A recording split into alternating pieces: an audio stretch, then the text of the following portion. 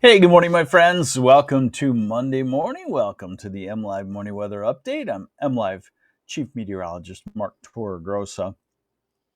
Um, I've been talking to my nephew that lives down one of the suburbs of Phoenix. Me and my father-in-law talked to him this week, and hey, we hear it's hot down there. He's like, oh boy. He says you can't even walk outside the house because it feels like your lungs are burning when you take a breath in. Um, I saw where Death Valley, I don't know what they officially made it to, but I was looking just at the basic hourly weather observations last evening. 4 o'clock, there was 126 degrees, I think it was. Relative humidity, 7%. So there's some hot weather. And, when you have a really hot dome of air, the jet stream wrinkles, and on either side of it, it's the opposite. That's the way the atmosphere works. And we're in the opposite of that. So, we're kind of putting deep, deep, hot summer heat on hold. And we've got some weather that the rest of the world would love to have right now. I like to call this bottle it up weather.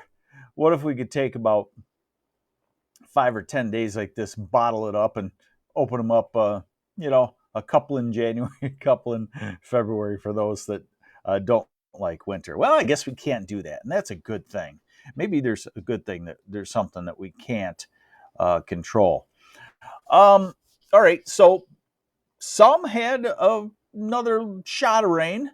Line of thunderstorm moved from northwest lower down toward the Saginaw Valley and fell apart. Some places got some rains.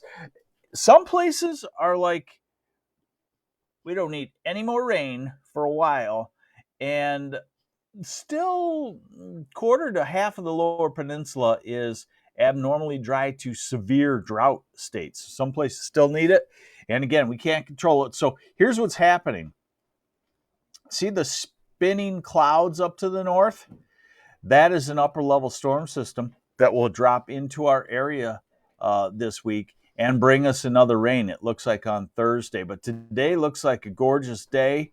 There's the radar, and nothing going to happen today as far as precipitation for the most part. Can there be a stray shower possibly, but not very likely at all. Hey, good morning, Bad Axe, the Hatchets. Um, Bob Roths from Weberville. Good morning, and Kathy Anthony, also good morning.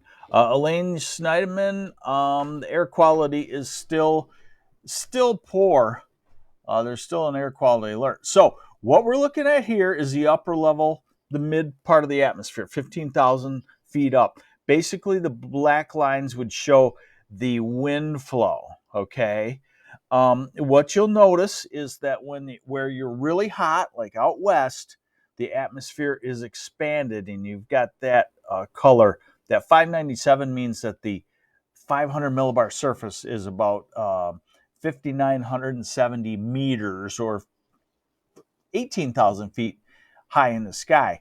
Versus our area, the atmosphere is compressed because it's cool. But just know that that's a dip in the jet stream.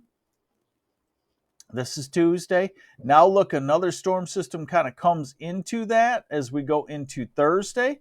That's why Thursday, I think, will be a widespread showery type pattern. Okay. And then as we go into the weekend, we're still in that northwesterly flow, still some disturbances, but that doesn't mean we have to have rain all weekend. It just means that there's a disturbance around. And the deep heat, is it coming toward us anytime soon? Well, we get out 10 days and the trough over us kind of dissipates and the heat tries to come our way. So that means no 90-degree readings until at least for the next 10 days. I thought we'd try this just for fun. This is the current temperature map yesterday.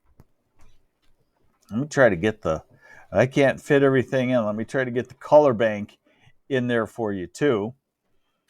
Look at that, Arizona. Look at the greens in Death Valley in the 125 to 130 range. Okay, so here is the radar forecast for the next 2 days, and you should just know that we've been in a complex pattern. It will be dry. So here we go through the day today. This is noon. This is this evening, 7 o'clock.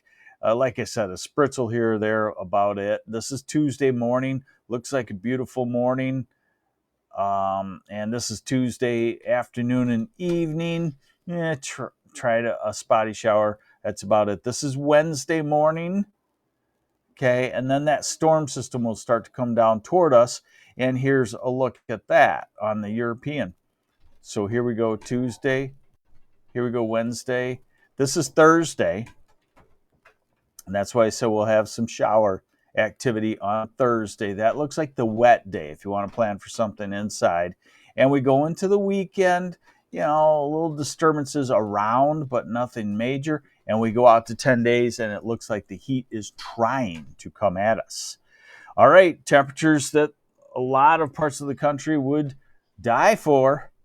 About 80 in Detroit and Ann Arbor, then upper 70s in Flint, then mid 70s, Saginaw, Bay City, Grand Rapids, then low 70s, northern Michigan, 60s, northern lower Michigan, 60s in the UP, and then Tuesday, 75 to 80, and then Wednesday, maybe pop to the mid 80s again, and Thursday ahead of that system, and then back down into the 70s.